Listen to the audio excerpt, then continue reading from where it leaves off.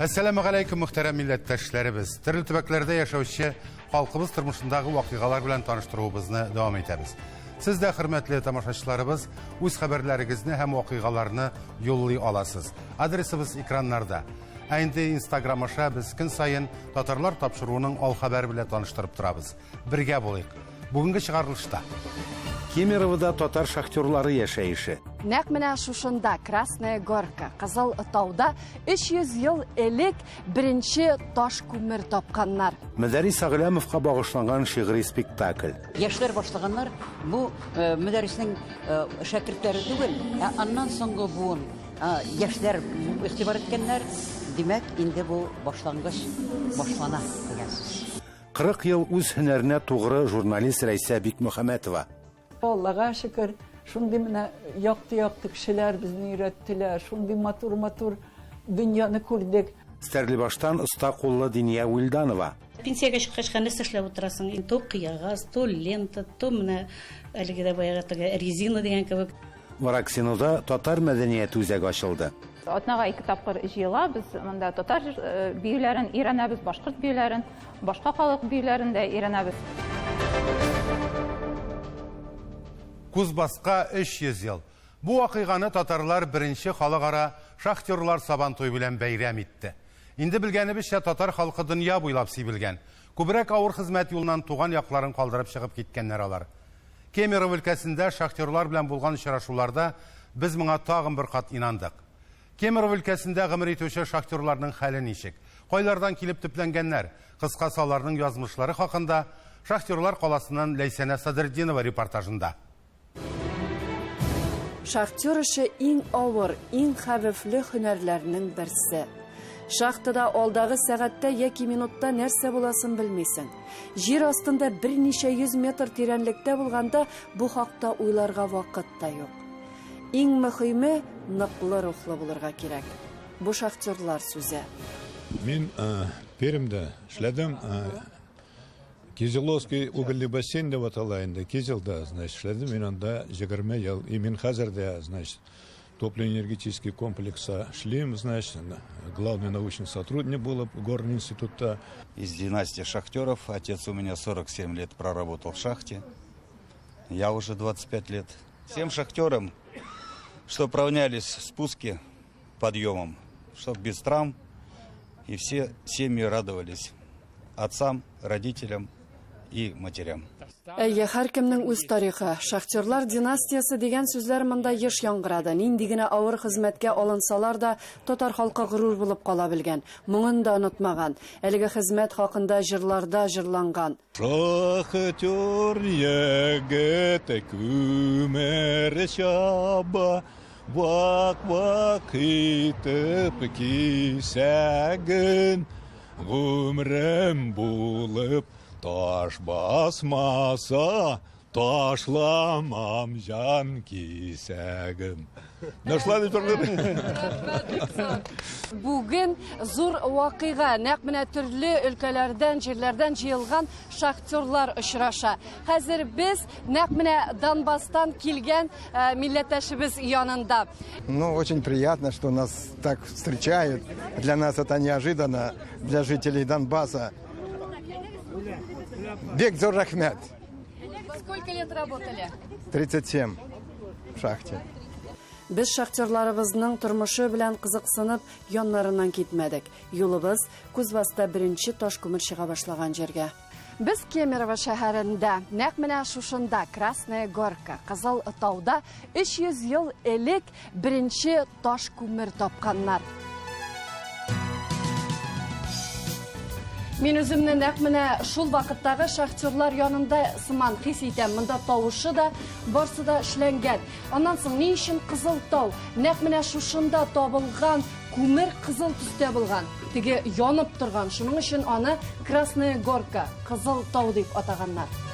Кул көче белән башланган хезмәт аннан соң инде менә шушындый зур техникаларга күчкән. Билгеле инде бу хезмәттә безнең бик күп милләттәшләребез эшләгән. Монда инде бүгінгі көндә шул вакытта кулланган техникалар куелган. Һәм ул шул тарих турында сөйләүче музей. Кузбасс все-таки один из самых крупнейших угольных районов страны. И, конечно, здесь очень много, так сказать, истории. Очень много у нас татар было. И у меня на шахте много очень работало татар. Хорошие ребята, все время общались. Какая разница? Во мне, может, тоже половина татарина. Потому что в Сибири рожден, тут татар было очень много. Когда я начал работать еще в шахте забойщиком, то бригада была 30% русских, 60% было татар, а остальные там немцы, всякие поволжья и все прочее. Тем более, если посмотреть Кузбасс, то у нас, наверное, 40-45% татар уже в Кузбассе. Билгеле, без алар белән булган очрашуларыбызны киләсе тапшыруларыбызда җиткерербез.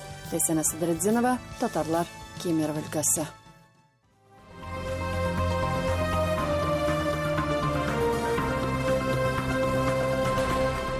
Галәм, әгләм. Кәрим Тинчурин исемдәге татар дәүләт драма һәм комедия театрында шундый исемдәге шигъри музыкаль спектакль тәкъдим иттеләр. Ул Татарстанның халык шагыйре Мөдәррис Әгләмовның иҗаты буенча төзелгән. Аның тормышы драматик бурылышлар һәм мәзәх хәлләргә бай булган. Тормышы да, иҗаты да үзенчәлекле. Тулырак Эльвира Хөснетдинова видео язмасында.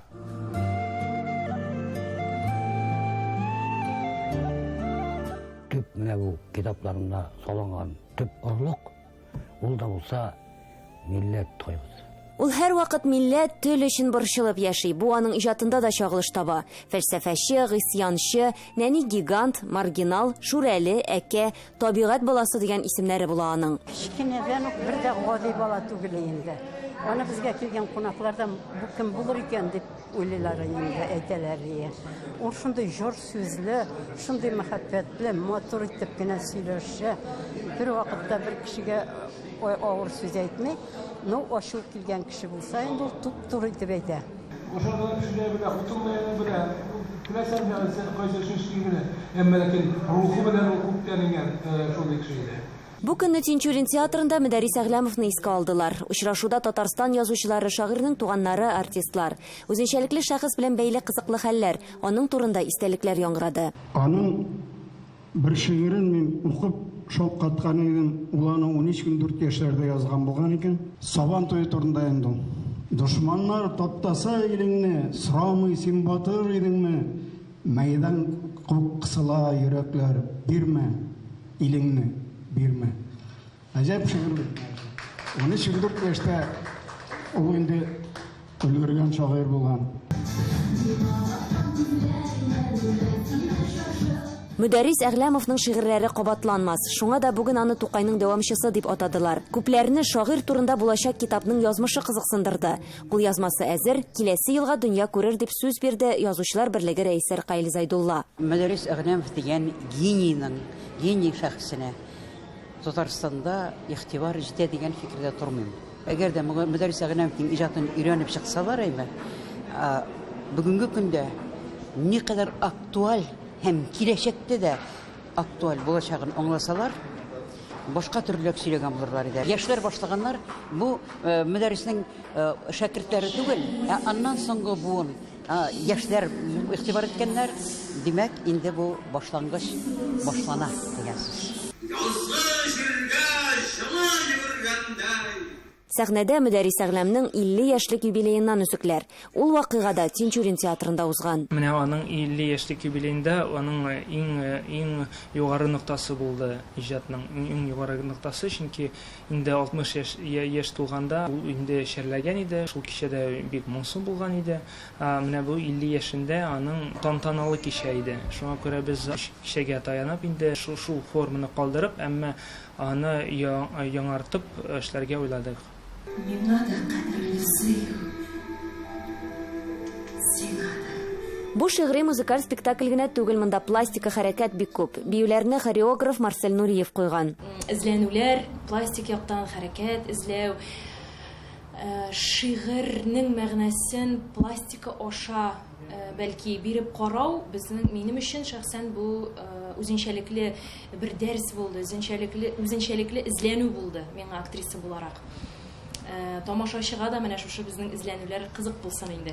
Һичшиксез пластика гына түгел, беренче чиратта сүз. Мөдәррис Әгъләмовның сүзе, аның фикере, аның мәхәббәте, аның хыяллары, аның милләт өчен ашыргаланулары, милләт өчен борчылулары, мәхәббәт турында язганда да ул мәхәббәттән һичшиксез милләт темасына кереп китә, чөнки ул үзе бик конфликтлы кеше булмаса да, менә шушы шигырьләре аша ул җиткерә алган үзенең ризасызлыгын.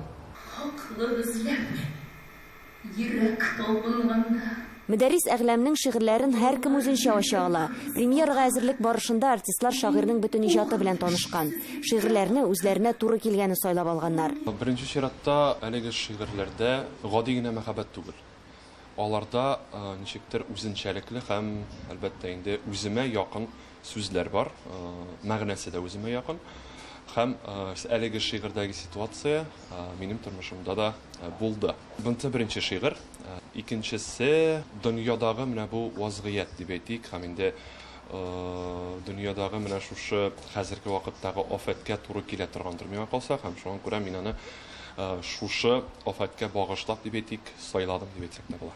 Монда мәхәббәт тә, бәргәләнү дә, милләт темасы да. Ә үзәктә күпме генә дөнья артыннан куса да, кеше монда шәрә килеш килә, шулай китә дигән фәлсәфә ята. Эльвира Хөснетдинова, Татарлар, Казан.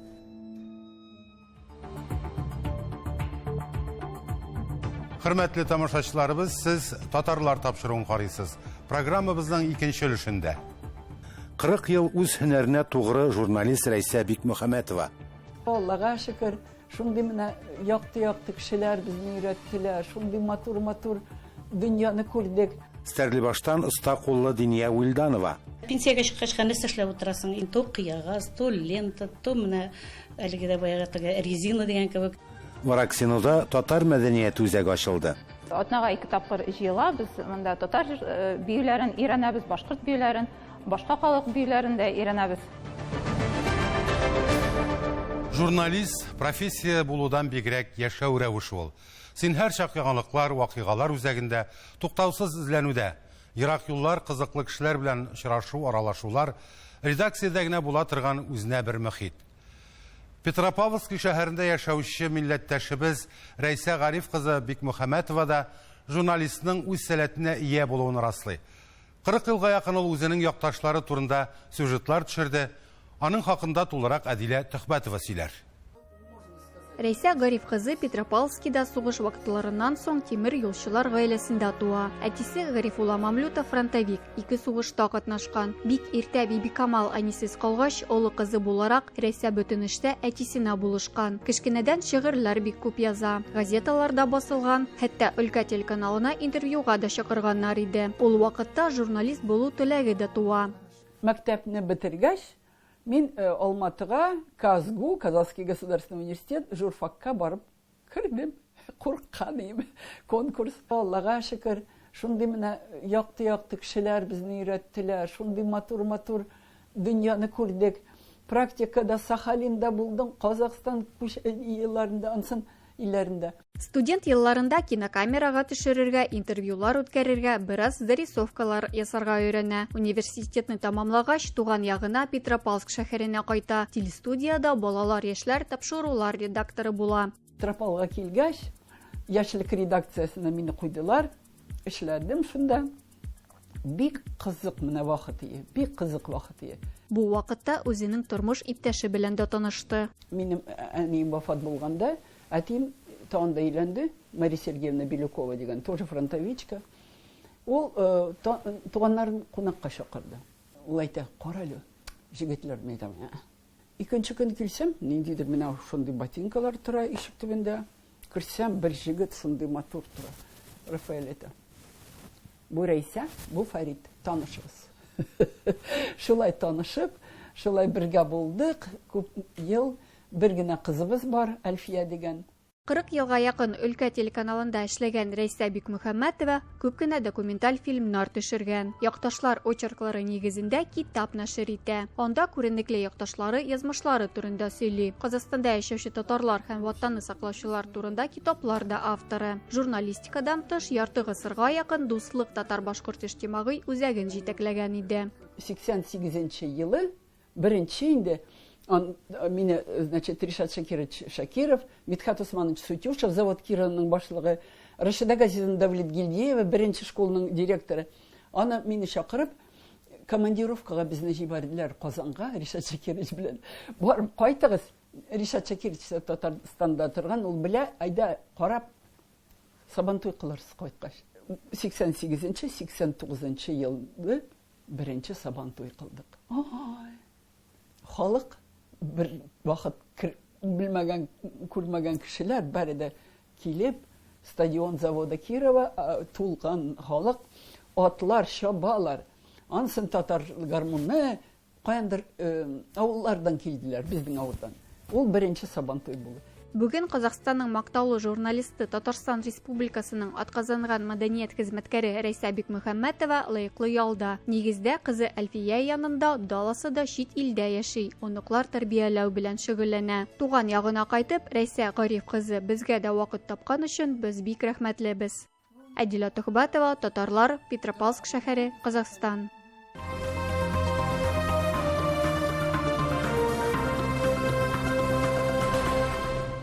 Дәвам итәбез. Матурлык тудыручы куллар.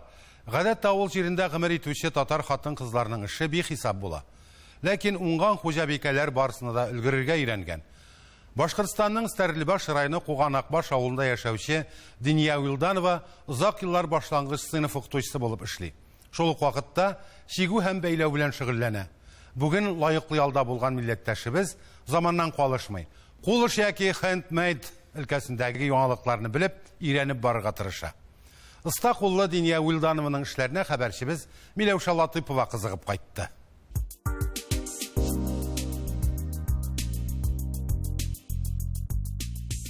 Куганакбаш авылы Стәрлебаш районында иң зур авылларның берсе булып санала. Бүген биредә 800-гә якын кеше яши. Яшьләр арасыннан 10 күп балалы гаиләләр дөнья көтә. Авылның бизәге мәчет ерактан күренеп тора. Аның ишекләре һәрвакыт ачык.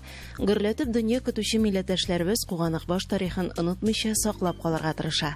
Безнең Куганакбаш авылына беренче яшәүчеләр Стәртамак уезды Ошкадар авылыннан килеп урнашканнар 18нче елның ахырында. Һәм безнең авылның исеме шушы авылның башыннан башланган елга исеме белән алынган. Ул елганың исеме Куганак һәм безнең авылның исеме Куганакбаш дип атала. Авылга килеп керү белән йортларның төзек, караулы булуы күзгә ташлана. Вилдановлар гаиләсендә исә матурлык өйнең һәр почмагында диярлек үз урынын алган. Закулка эшләр өчен чәчкә куярга инде.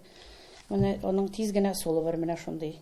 Менә шундый дорако, менә шулай итеп гына куясың да, менә шулай итеп тиз генә чәчкә. Чәчкә килеп тә чыга шушындый. Чәчкәне эшкәртер өчен йылытырга кирәк. Менә бу материал шундый, менә шулай итеп утюгка куярга кирәк. Менә утюгка куйган килеш ул үзенең нигән ала. Резина бит инде ул. Менә шулай итеп килеп төшә, менә шулай килеп төшкән килеш. Менә анарга менә шундый чәчкәнең формасын бирергә кирәк. Менә булып тор. Менә ул чәчкә менә шундый нигә әйләнә инде. Узак еллар укытучы һөнәренә тугры булган Диния Вилданова кул эшенә балачактан мөкиббән. Ул төрле техника белән кызыксына. Ярдәмгә интернет челтәре килә ди. Соңгы эшләреннән чәчкә формасында ясалган яктырткычлар. Диния ханым сөйләвенчә, аларны аеруча яшьләр якын итә. Ел сайын Диния ханым кул эшләре өлкәсендә яңа төрләр үзләштерә, әмма ләкин лента белән чигү төренә 40 ел дәвамында тугры кала. Уңган милләттәшебезгә матурлык тудырыр өчен ярдәмгә еш кына тормыш иптәше Рәүф Вилданов килә. Размерларны бирәм, шушындыйны төрлесеннән ясам миңа. Вилкалар белән палантиннар бәйләдем инде. Гаилә башлыгының исә кул эшләренә үз мөнәсәбәте. Теге әйберләр торып искерә бит инде. Икенче эшләр башлый. Шуннан тегеләрне җыйнаштырып куя. Аргатырга мин тиз генә аны икенче этажга мендереп элеп куям. Диния Вилданова яна эзләнүдә. Якын киләчәктә зур бәйрәмнәрне бизәүче атрибутика ясауга алынырга ниятли ул. Башкортстанның Стәрлебаш районыннан Миләүшә Латыйпова, татарлар. Удмуртияның Завьялова районында татарлар сан буенча 3нче урында тора. Элек-электән үк биредә актив милләттәшләребез яши. Мәсәлән, Пирогово авылында ел сайын Сабан туй бәйрәме үтә. Районда 10 елдан артык көчле коллективларның берсе Афарин ансамбле эшли. Милләттәшләребез арасында Удмуртияның атказанган мәдәният хезмәткәрләре дә Завьяловда күпләп яши. Май айында Вараксино авылында Мирас татар мәдәнияте үзәге ачылган. Кыскасы районда милли тормыш гөрли очрашулар, бәйрәмнәр оештыру, яшьләрне тарту максатлары күп. Завьялова районы татарлары турында алдагы сюжетта.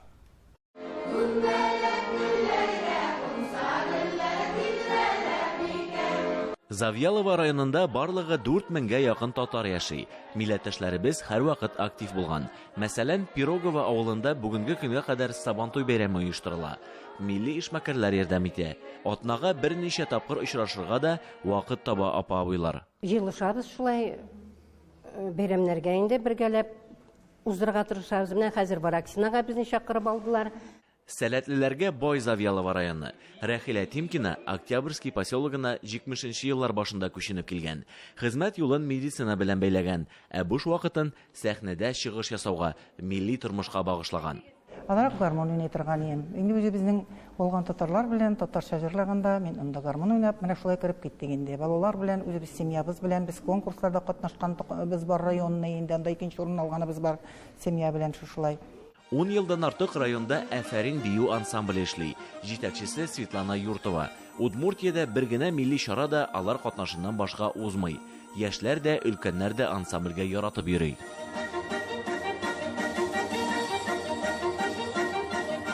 Атнага 2 тапкыр җыела, без монда татар биюләрен өйрәнәбез, башкорт биюләрен, башка халык биюләрен дә өйрәнәбез.